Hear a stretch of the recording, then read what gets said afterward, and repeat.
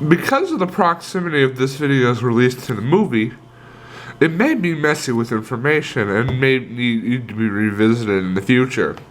I'll be using Wikipedia and articles for sources, and I will try and link as much of it below as possible. So, let's get into it. So the battle started off with a group of rebels that stole a Zeta-class cargo shuttle and against a rebel command, attempted to steal plans for a super-secret weapon. Meanwhile, the rebel fleet, which is en route to Tatooine to pick up a Jedi Master, Admiral Ridis decided to help the rebels on Scarif because that's more important. He's like that guy on a road trip who decides to stop somewhere and he says it'll take a minute, but it takes like 4 hours and just ruins the thing. Admiral Ridis is that guy. He was more willing to sacrifice his lives because of his personal experiences, even his own. I'll make a video about it. I'll talk more about him in a future video. So, without any ado, let's get into the pilots.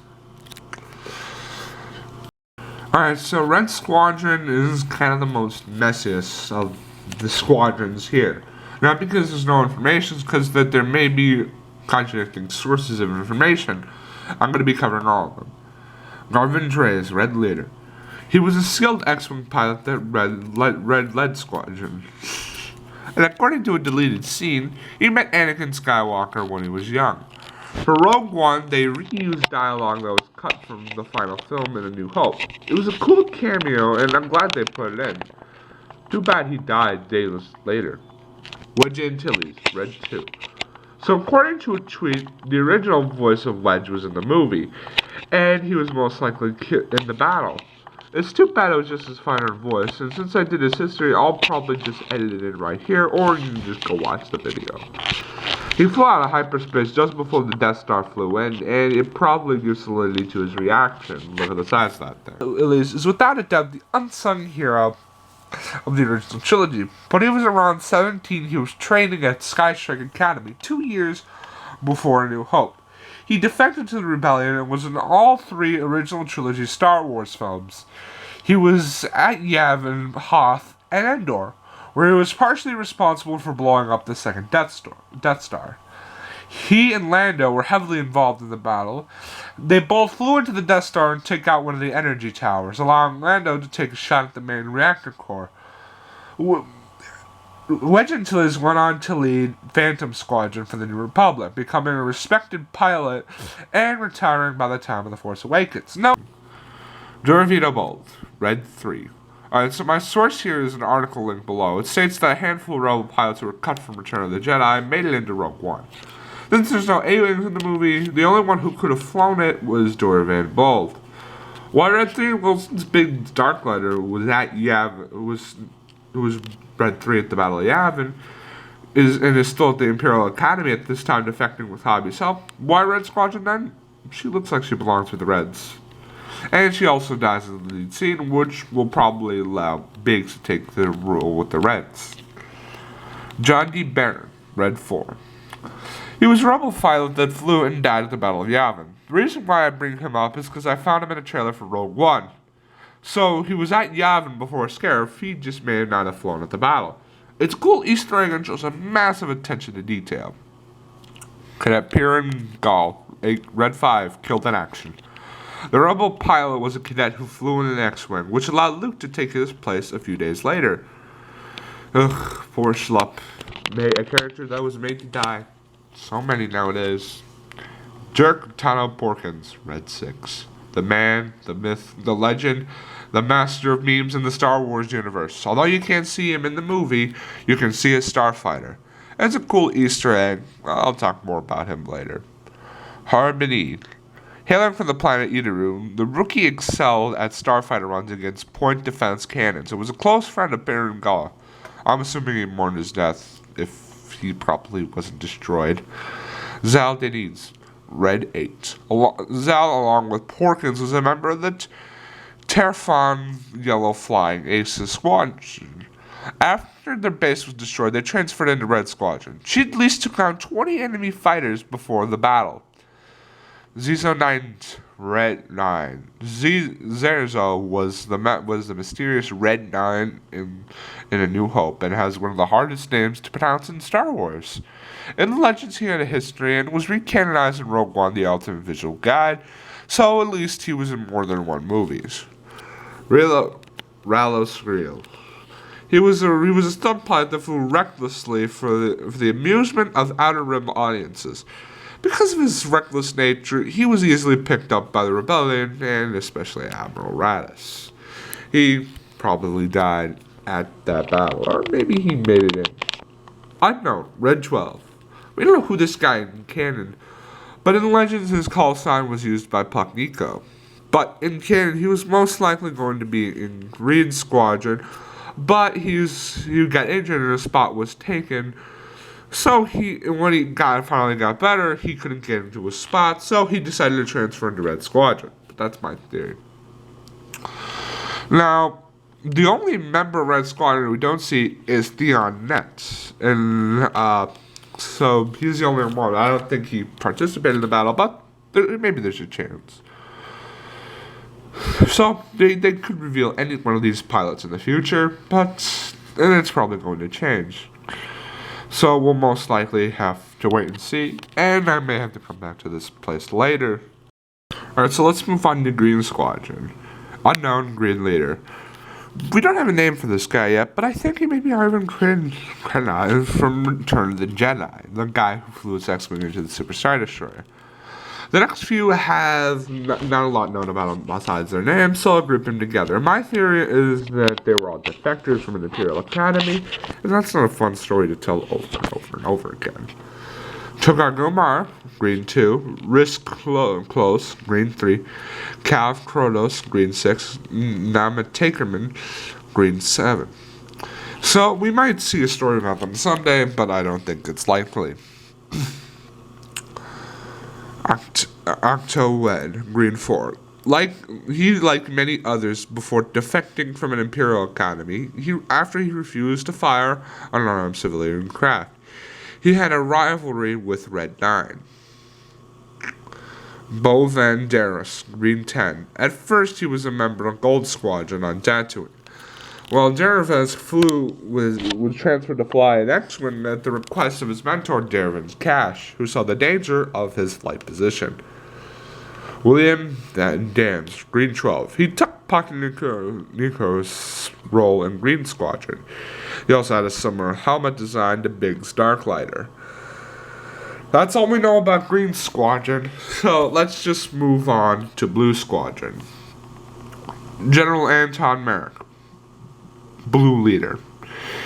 He was about 40 years old at the time. He led a defense squadron on his home world. He went on to become a general in the rebellion. The way he flew an X-Wing, even as a general, reflected the Jedi's way of leading, by example. He cared deeply for those under command and refused to recklessly risk their life. He often clashed with Admiral Raddus, and he was one of the few that made it into Scarif, but never made it out. Taurus Code, Blue 2. All we know about him that's all we know about him. And he's just a background character, I guess.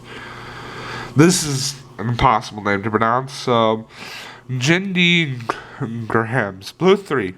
The tech specialist from Fursha. She was a flight programmer who jumped at the chance to fly a real T-65B X-Wing. She was soon dispatched to Scarif and was at one of the major battles, but Baron Raynor, Blue 4. He was a well-known member of Blue Squadron. He flew in the battle and pulled up just before the shield generator went back up. It's unknown if he flew back to Yavin 4 in time.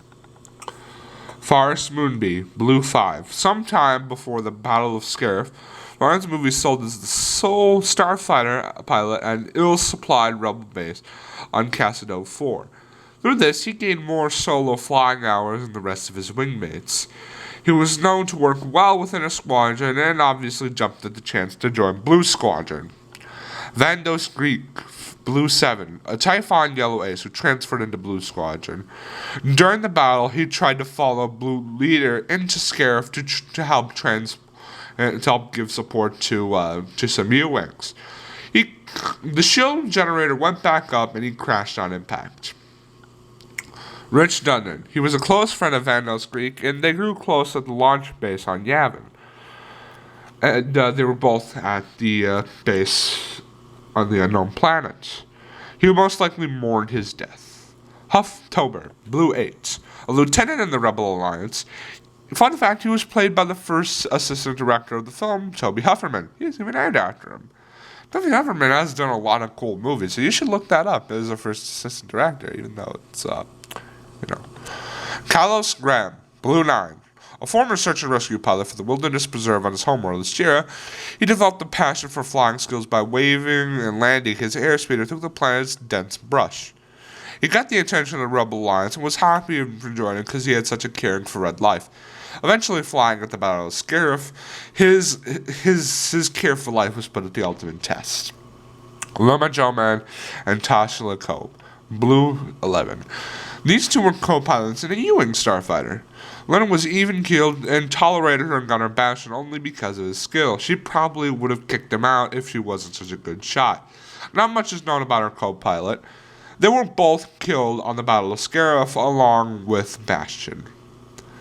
Polarita, Blue 12. He came from the planet, and the same planet that Girl Scum did. They both transferred to the Profundity Starfighter forces.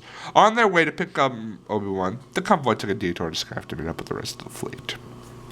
Now we're on to the last squadron of fighters. Gold Squadron was a group made up entirely of Y-wing bombers. Their bombers were stolen from Reclam Station by Phoenix Squadron. After the Battle of Scarif, they were the squadron to come out with the least casualties. Oh, the irony. So let's get into who led them. John Dutch Vander, Gold Leader. Born from Onderon, he was part of the Imperial Navy before defecting to the Rebel Alliance. In the movie, they reused stock footage from A New Hope. One thing of note, they got their Angus McInnes to reprise his role in the film. And there's an awesome interview by Jamie Sturgeon. It's linked below, on screen, or in the description. Evan Valerie, Gold 3. She's a fairly big character in the comics, an Alderaanian youth and best friend of Princess Leia. She was part of the Battle of Scarif as one of the Y-Wings. She survived and became the only member of Gold Squadron to live through both this and the Battle of Yavin. So yeah, Caleb Farlander is gone to good. Imagine the Salt Bay meme, but instead of the gold, instead of salt, it's Caleb Farlander's ashes. Brace Merkel, Gold 6. Like a lot of the pilots here, we don't know a lot about him, but he did go on to fight at the Battle of Yavin. I may come out of here. A lot of the members of Gold Squadron are faceless people. Gens Do Wilcob, Gold 7. He was at the Battle of Scarif and is just another faceless pilot in the fleet. Dietz Tiro, Gold 8. He flew another pilot to take down the shield gate and was part of the bombing. Wanabe Gold 9. He was also part of the bombing on the shield gate. He jumped to hyperspace just before Darth Vader's flagship, the Devastator, flew in. He died at the Battle of Yavin just a few days later. His call sign was later taken by Nora Wexley at the Battle of Endor 4 years later. I also want to mention that Dutch Tree and Derv's Pops Cal could have flown, but we only see a handful of Y-Wings at the battle, so who knows. At some point, I'm going to come back to all of these and add more about them. I hope you liked this. It took a really long time to make this video, so I hope you enjoyed it. Like, share, and subscribe, and peace out.